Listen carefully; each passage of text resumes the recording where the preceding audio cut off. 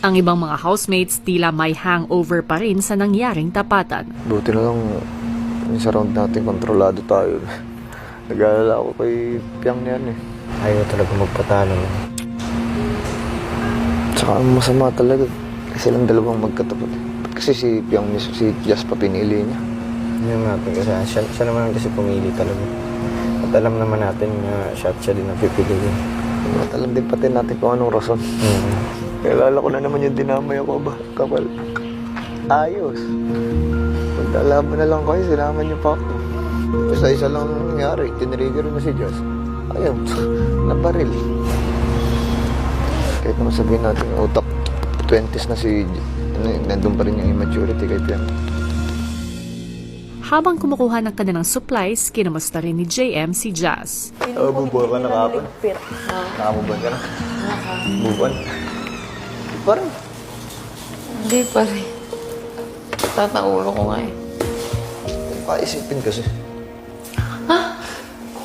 Naman eh. Si Colette naman ang sumunod na nag-check sa kaibigang si Jazz. Nasaktan ka din naman ni Fiang. Nasaktan mo din si Fiang. Tapos ikaw nag-suffer ging anak. Deserve niya ba na marinig yun? Kasi sobra na.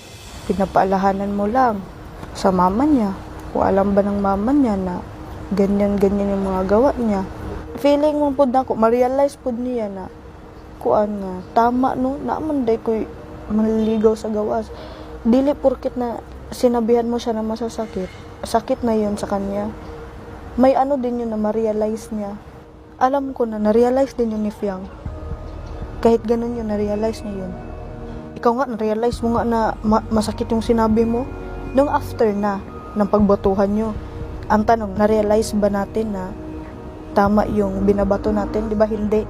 Kasi high emotional tayo nun. Pag mga ganyan, naranasan ko na din yan yung mga isip-isip na mga ano.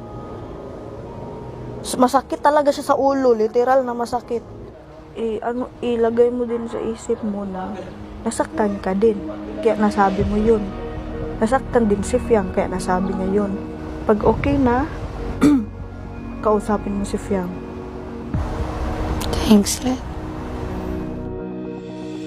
Ang mga teens muli ring napag-usapan ang nangyaring rap battle. Sabi niya, proud ba mama mo sa'yo? Lumapit ako sa mukha. Oh, proud na nanay ko. Bakit? Fiang, yung mga